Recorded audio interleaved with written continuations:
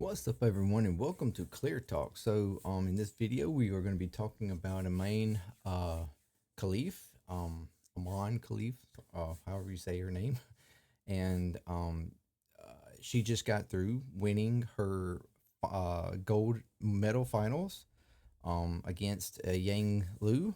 I actually watched the match, and so we're going to talk about the match. We're going to talk about her winning the gold, and we're going to talk about. I'm gonna kind of go back through a little bit, talk about the controversy and stuff behind the whole issue of her and in the Olympics. Since my previous video that I did, I believe is pretty much blocked. It says it's blocked. I'm not sure how many. I know there hasn't been very many views on it, and I think that may have been just views that were gotten before it was blocked. And it was because I shared that actual like footage of the her match against Karini. And there's been a whole lockdown on all that stuff. So, anyways, we're not going to be showing matches. We're not going to be showing videos or anything like that. But to try to prevent that from happening again. But yeah, we're gonna go over that. So thank you for joining me here. If you like this kind of content and stuff, consider subscribing, like, share, comment, all that good stuff, and let me know what you think. Anyways, to the discussion. Yes, boxer Imane Khelif. She fought against Yang Lu a minute ago. At 4 o'clock. So an hour ago. And I did watch the match. I watched it right here. And it was a great match. I thought it was. I actually watched the very end of the heavyweight men's match before that, and it was more interesting than theirs. There wasn't really much going on in their match. It was kind of like, okay, let's get it on with. But their match was pretty good. It went full 3 rounds, and she wound up winning all the 3 rounds on the scorecard. So she got tens all the way across. Lou got nines on all the way across every match. So it was a good match. They both went at it pretty fairly, pretty well stacked against each other. They both, as far as like fighters compared to others, or they were compared to each other, they're the same height, about the same build a little bit, and they're both 5'10s. So, and from what I understand, they pretty much like were the, I guess, tallest as far as frame wise against everybody else in the field. All of their previous fights with everybody else, they were shorter, so they kind of had a little bit of a height benefit to them, and only shorter by talking about a couple of inches maybe in most cases, I think. But anyway, like Karini, that was the whole controversy with Khelif. She was 5'8". So you're not talking about crazy differences here. But or at least not that I know of. But yeah, so they're pretty much they're stacked about the same. She Lou certainly didn't seem to be phased by any hit that Khelif actually put on her. There wasn't there, and there was a couple of pretty decent shots. They both actually did a couple of decent shots. Didn't seem to be phased by it. No, and certainly was hit harder than Karina was. um, I mean, like, anyways. But it was a good match. It was a good match. And and she wind up, of course, like I said, winning gold, and so she gets the gold medal for Algeria, and Lou got the silver, of course. But they seemed well spirited together. At the end of every round, they bumped gloves and went to their went to their respective corners, and even after the match, they hugged. Even towards the end of like the round match, I think Khelif knew at that point that she had it, because it would have taken Lou quite a bit of a comeback to actually be able to, like, she had to effectively probably knock Khelif out if she was to win the match. And Khelif, at that point, she was kind of getting a little playful with her fighting, dancing around and not really even like not really staying in her stance or anything like that. She was just letting it go, being relaxed and fun, playful. Um, and at the end, she even did this little dance with with Lou. Lou kind of laughed, and they, you know, hugged each other and whatnot. I mean, it was cool, playful, nice, calm. I mean, uh, it was a good match. And uh, so yeah, I don't. She won, and so uh, but as far as the controversy, as we know previously, from the very first match against Carini, the Italian boxer who bowed out after 46 seconds, and claimed that she had never been hit like that before, and all this big thing, all across social media about Khelif being a man, or being trans, or all this kind of stuff. And which Karina then came back later, basically apologizing she's basically apologizing for her attitude towards Khalif in that bout, not shaking her hand, not doing all this kind of stuff, that you normally would do, sportsmanlike kind of things. Um, Not and I guess maybe to some degree she was apologizing for uh, some of the, I guess, backlash Khalif was getting. Um, Anyways, but like I expressed before, or in that video that I previously did, I watched that video. I actually played its reason why that video got blocked, and played it over multiple times, looked at it multiple times, and I know that a lot of people were stating that Khalif hit her like twice. I didn't even see two hits in the video. It looked like she only hit her once. If she swung at her maybe twice, but she looked like she only hit her once. And even the one hit that she put on Karini was kind of a side swiped hit. Like Karini was shifting her head as her hand come through, so it's like she just side swiped like this. Um, so it wasn't even like an effectively like straight on hit or anything. Um, And like I stated in that video, if that was like the hardest hit Korean had ever witnessed in a fight, then she must not have been up against any decent fighters, because that hit did not even look remotely that hard.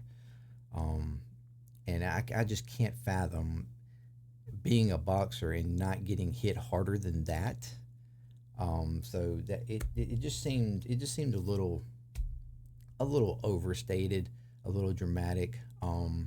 I argued that I feel, because there was a lot of stuff that had come out, like that the her coach had um, was stating that a lot of people were calling in, calling to her, telling her do not fight Khalif because Khalif's a man and all this kind of stuff, or you're going to be fighting that man's going to be hitting you and stuff, which was kind of weird, especially since well, we'll get to that in a minute. But so I feel like there was, to some degree, it almost and then the fact that after the fact, she dropped down in the middle of the ring, crying, kind of putting on this whole act, or at least to me, it felt like an act, for all the cameras to see, all the people the whole thing just seemed like it was staged, in my opinion. Now, I'm not claiming that it was. I'm just saying, from my perspective, watching it, it kind of looked like it was staged. Maybe it wasn't. Maybe she was being genuine and really was heartbroken or whatever. But it's like, for me, it's like, you can do that off camera. Like, why go to the dramatics of doing it right in the middle of the ring? Like, I mean, she effectively dropped, like, walked to the center of the ring, dropped down to her knees and started like, that seemed almost planned. Um, but nevertheless, the whole thing come out, blew up, all over social media, all over, and even your, main medias and all that kind of stuff, media channels and whatnot, um, and about this the controversy over whether she was trans, male, the XY chromosome stuff or whatnot.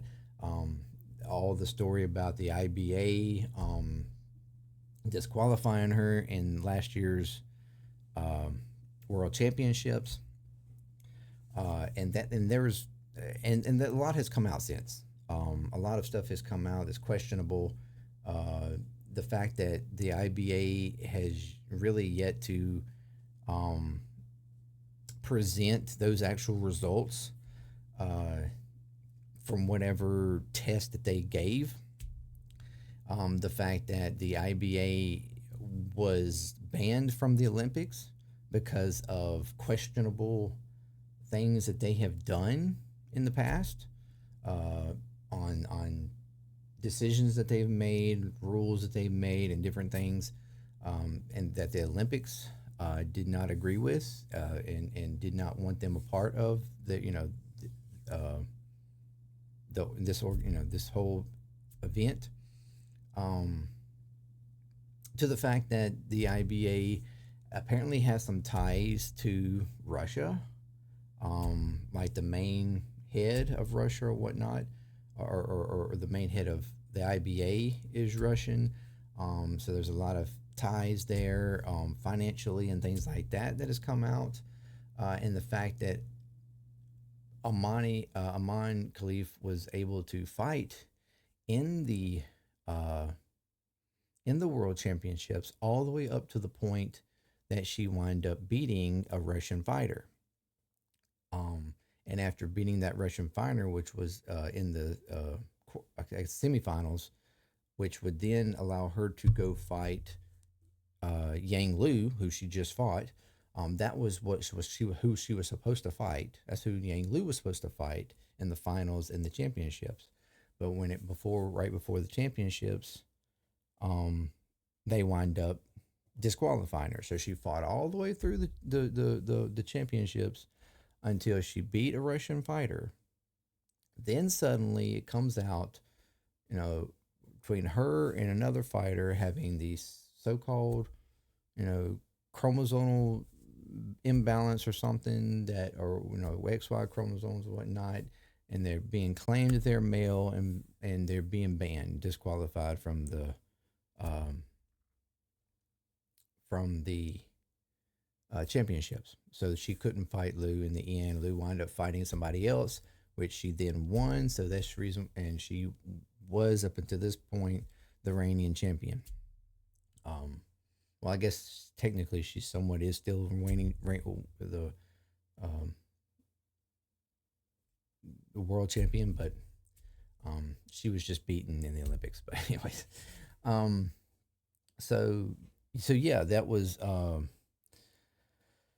there's a lot of things going on with that controversy that seems a little weird. Um, of course, I'm sure there's some will argue, well, why would they ban this other fighter too? If there was such a big deal, well, I mean, if they had just come out banning strictly just Khalif, that really would have looked weird. In fact, especially since she just, you know, beat a Russian boxer or whatnot. So they, to me, I feel like they had to certainly have it. Couldn't be like it was centralized to Khalif. So, um, I don't know. It just looks suspicious. All of that looks suspicious. Uh, and of course they are, still tooting their horns and still, in their press conferences claiming and arguing, that they're legit and whatnot. Of course they are. They're not going to change their mind. They're not going to suddenly come out and be like, oh yeah, well, I'm sorry, we did kind of mess that up. And no, of course they're not going to do that. They're going to stick to their guns because, and probably until it's proven, or somebody gets a hold of the results, or whatever their claims are and debunks them. Uh, and then they'll go, if that happens, then, they would probably wind up completely being, uh,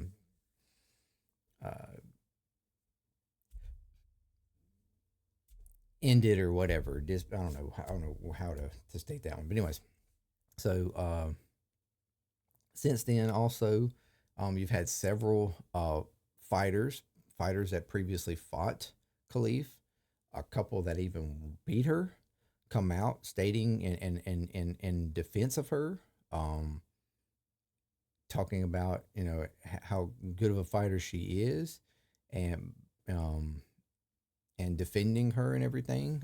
Even an Australian fighter that beat her, come out talking about how she was a really good fighter, but she was not. When she fought her in 2019, um, stated that she was a good fighter, but she was not like crazy like good. Like she wasn't crazy strong. She actually come out saying that she was more angry than she was like skillful. Like she's just an angry fighter, which I did not see that today. I mean, obviously she's done a lot of training, probably honed in on her control and whatnot. She had very good control in today's fight than what I watched. Um, but back then she was saying that she was just an angry fighter, really wasn't even that skilled, but she was good, but she beat her. It was just things like that. Like there was, nothing against her, whatnot.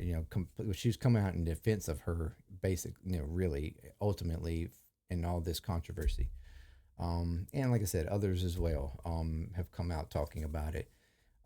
Her father even come out, um, and there's been reports from him. He's come out in support of her. Even though I mean her history was that basically she was playing, I guess, as a little kid, a little girl playing soccer or whatnot, but was getting kind of bullied or something in the soccer playing or something like to some degree, or just wasn't happy with it. Claimed that she wanted to become a fighter or whatever. Her dad was against it, but her mom helped her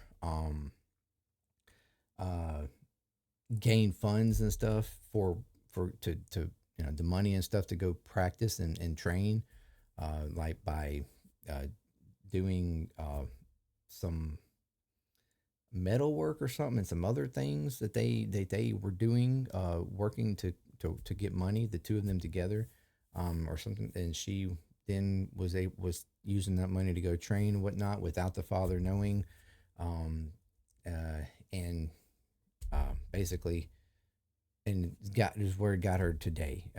Becoming a full fledged fighter. She's been fighting for uh, about a decade now. I think she went professional around 2018 or so. So, but he is in full support of her now. Obviously, I'm assuming has been in support of her since she, of, uh, went professional or whatnot. But this is an article. It's in USA Today where it states this is about her father. The father of the Algerian boxer Khelif says he's proud of his daughter, offering proof that doubts about her eligibility to compete or are unfounded. Um, Khelif, well, it's just stating being disqualified and whatnot. Having such a daughter is an honor because she is a champion. She honored me, and I encourage her, and I hope she will get the medal in Paris, which she did. This is before that today. Imani is a little girl. I'm sorry, Iman. I think it's just Iman. I don't think it's Imani. I think I have been saying Imani previously. Is a little girl that has loved sports since she was 6 years old. Um,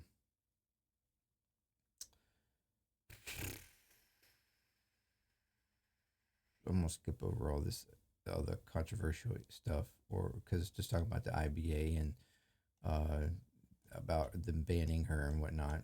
I'm going to stick to mainly about what the father has said.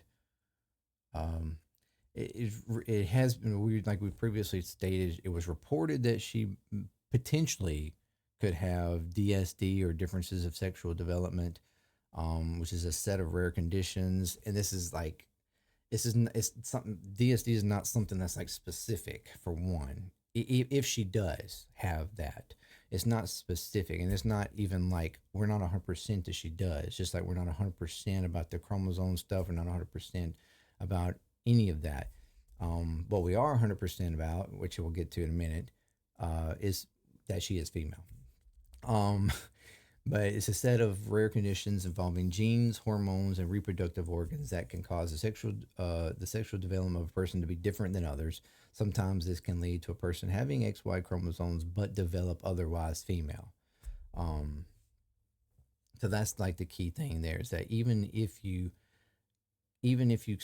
come out with an XY chromosome type of you know uh, DNA or whatever, it you can still develop XX, otherwise female. Um, so the Reuters interview, the father presented an official looking document resembling a birth certificate. This is our family's official document, May 2nd, 1999. Imane Khelif, female. He said, "It is written here. You can read it. This document doesn't lie." So basically, presenting a birth certificate like document. Uh, and we've had pictures that come out of her as a young girl, most certainly a girl. Um, and he's presenting documents. Now the argument is that why can't she just have a test done, like an official test done? A lot of people that don't believe want her to be proven. Um, and I mean, at some point, maybe that actually will happen. I don't think it's necessary, but it might eventually happen, and it probably will happen at some point. Anyways, when she fights again somewhere in some type of championship or whatever, it could very well happen. Um, but she was born female. There is absolutely no doubt about that. She was born in Algeria. Algeria is a Muslim country, highly religious in practice and law. Do not allow, it's illegal to have any kind of transformation in this country. Um, what you're born is what you are, and that's what you are. Or as far as like female, male in the traditional sense. Um, it's illegal. It's against their religious moral values. I mean, this is not like the argument. The trans argument is certainly out of the out. I mean, it's not a thing. Um, but even with any kind of indifferent sexual development, she's still female, and you can have different. Some females do develop higher levels of testosterone than your average female. And that seems to be somewhat of the case with Khelif, although we also haven't just had a straight up testosterone test on her either. Um, but by all means, I mean, looking at her, watching her fight, uh, she appears female to me. She might have some slightly masculinic features, maybe facially to some degree. She has some muscle build, but it's not like crazy. I mean, she's not coming out here like a bodybuilder or something. She just, but when you really look at her, you watch her talk, you see her, outside of the ring. She pretty much looks like a female to me. I don't know where the argument is. Um, I mean, and then it's just really annoying in the whole conversation because if this truly was, because for one, this all started mainly with the trans argument, uh, which I understand is a concern, no doubt. That there's some question and argument that can be had, discussion, and when it comes to trans sports, persons and whatnot, and where they are, where it's okay for them to play, where it's not okay for them, to perform or whatever, in depending upon the sport, depending upon whether there's a contact or not, or whatever the case. I mean, there's plenty of argument and discussion can be had there. But to make some type of argument like that against somebody when you're arguing it for women's rights, but yet you're literally arguing against a woman and her own rights, arguing that she's a man when she's not, it's like it kind of defeats your purpose to me, because it's like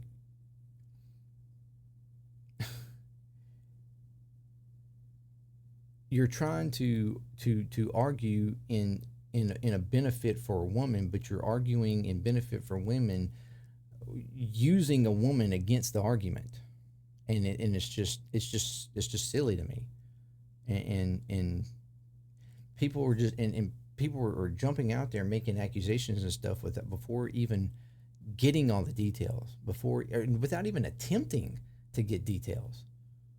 They just see a post, or they see an article that's making this particular claim, or maybe they even hear a media commentator or something that's making this particular claim, and they just run with it. They don't cognitively think, okay, let me research into this and make sure this is even real. Let's make sure it's even legit. Let's make sure it's even truthful. If there's a, or whatever, and they're just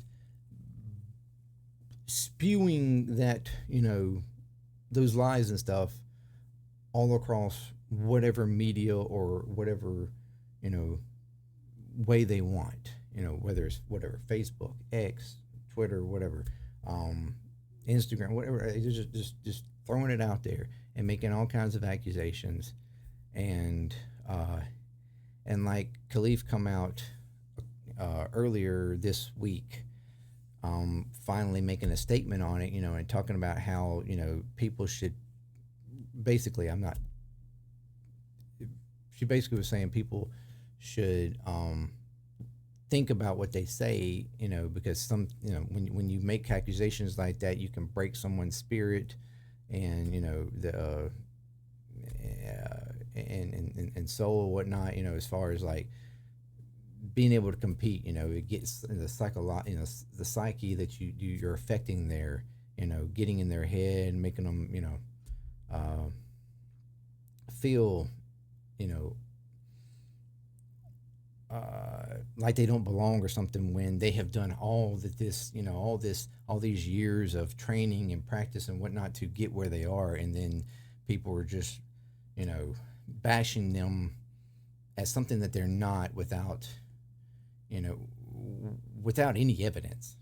And so it's just, it's, it's, it's really, it's depressing.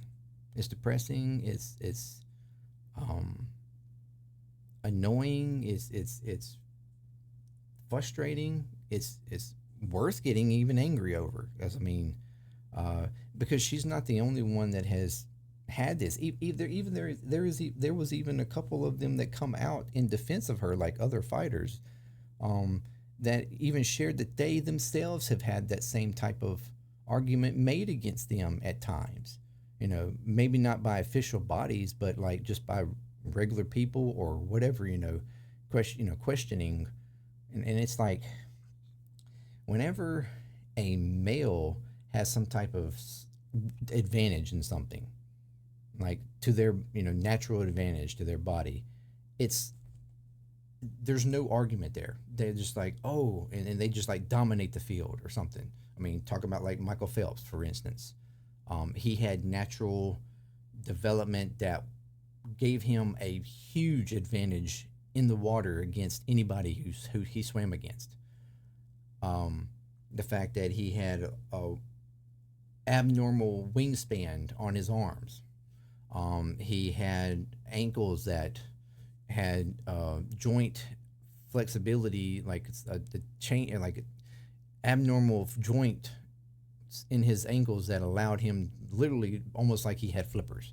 I mean, and then also the fact that he had uh, what amino I don't know if it's amino acid or whatever, some type of way in his body that was higher, I think, than normal, allowing him to not feel duress or stress or fatigue as easily as the normal person. So he didn't get tired as easily. You know, he could swim a lot longer, with a lot more, stamina than the average swimmer. Things like that. Though, but nobody argues against that or says that he shouldn't be able to allow to swim or whatnot. I mean, he's celebrated with all his goals and all his, accomplishments. He's celebrated as one of the greatest swimmers ever. But yet, you know, he did have natural abilities that gave him advantages over all other swimmers. No doubt about it.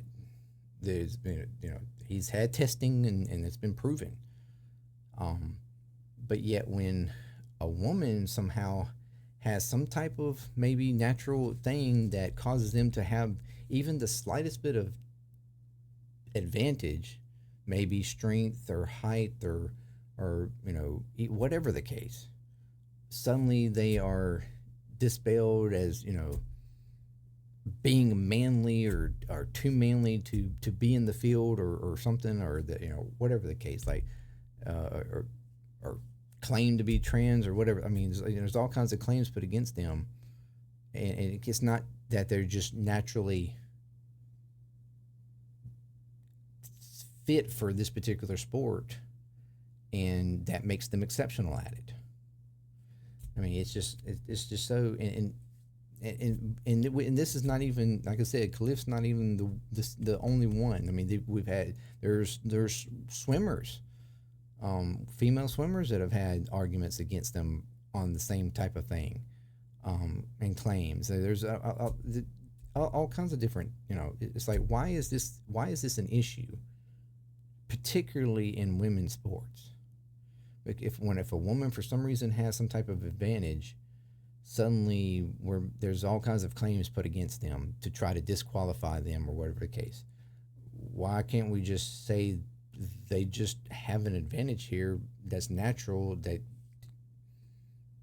is allowing them to be exceptional? I mean, that's what the Olympics is about, sending the most exceptional people there, whatever the reason. I mean, whether it's the way they train, or the way, their devotion, or even, in some cases naturally just are better.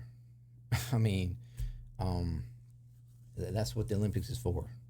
They should all be exceptional in some kind of way or form or fashion. We're sending the best of the best. Um, so it's just annoying to me. Um, and then on top of the fact that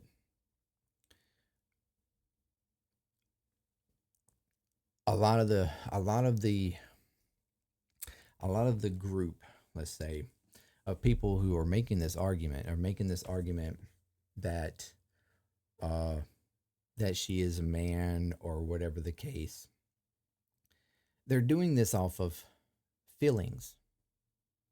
Like, what I'm commonly hearing and seeing is like, well, just look at her. She definitely looks like a man. She's got to be a man. There's just no way. There's no way you can look at that and say that she's a female. Well, okay. I mean, so you're telling me that you're making this decision, this, argument, off of your feelings, something that you're just visually seeing, and you're identifying, and you feel like she is what you think she is. Yet when you have, and this is in the context of a trans conversation, when you have a female that, by all accounts to them, feel like they are a male, or a male that feels like they are a female, and want to identify that way, the argument against them is that, well, they, just because they feel that way doesn't mean that it's, facts don't care about your feelings, kind of shit. Well, we don't care what you feel like. You are a female, or you are a male, and you can't. They want to argue against the whole, the way they feel inside, or the way they, whatever the case. Like, they won't care what you feel like. You physically are this, or you physically are that. So we're not going to identify you any other way. But yet, when it comes to a situation like with Khelif here, they look at Khelif and go, "Oh, I feel like it's a man, so it's got to be a man. You're not going to argue me against that. The hypocrisy there. I mean, like, you not hear yourself? I thought facts didn't care about your feelings. Facts are she is female. Period. I mean, I don't understand. It doesn't matter what you feel like. It doesn't matter that you look at her and you see a male. Maybe you need to question yourself as why you're seeing a male. I don't know. I mean, like, it, it's just stupid to me. The whole argument, like, whenever something you don't feel like an argument you don't agree on, all of a sudden you want to argue one way, but when you do agree on an argument, you want to argue it the exact opposite way. And it doesn't work that way. If you're going to be consistent, if you're going to sound like you actually have a point or that you have legitimacy in this type of argument, then your standards have to be the same across the board. You can't pretend like one thing is good in one way, but then argue it completely against it in another way. That doesn't show consistency in your ideology or your thoughts or your opinions in this case. So it's just silly.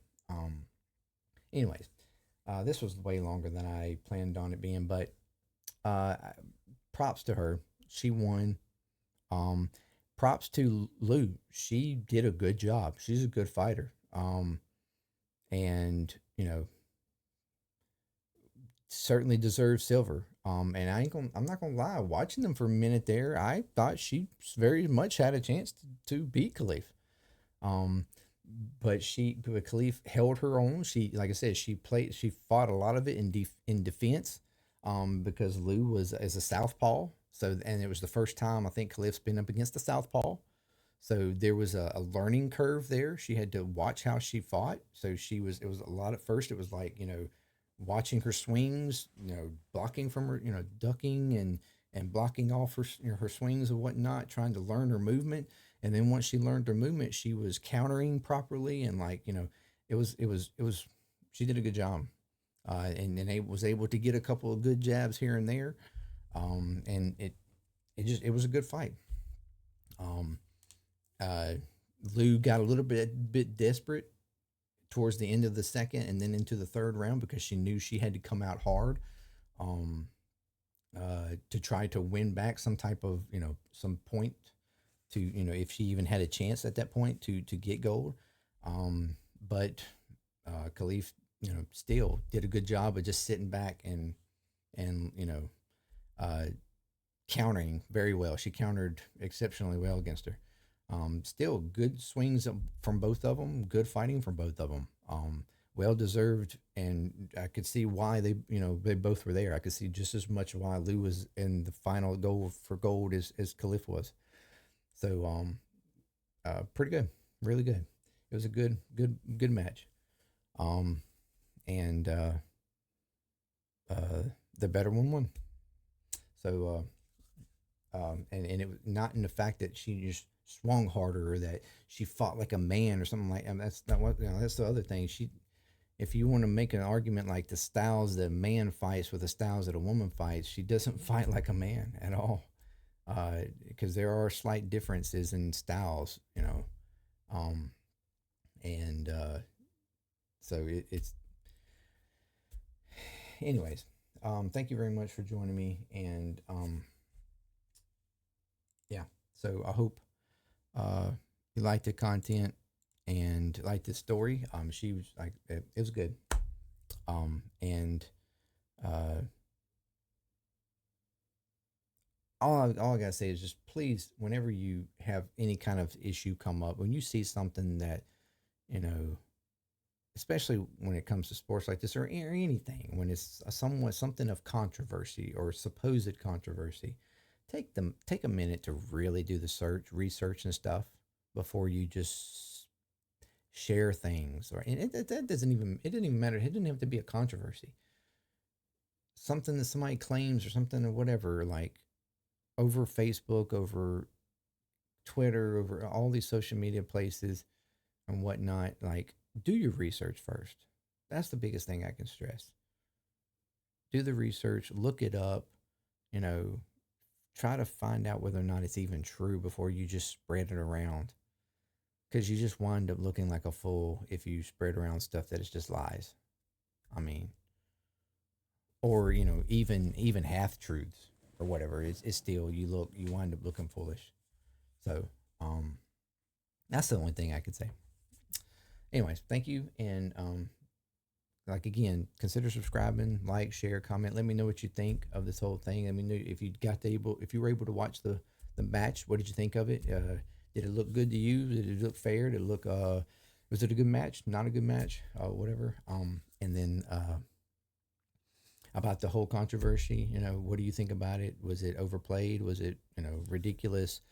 Did you agree with the controversy? Whatever the case, let me know. And yeah, until next time. Been Clear Talk. I'm out.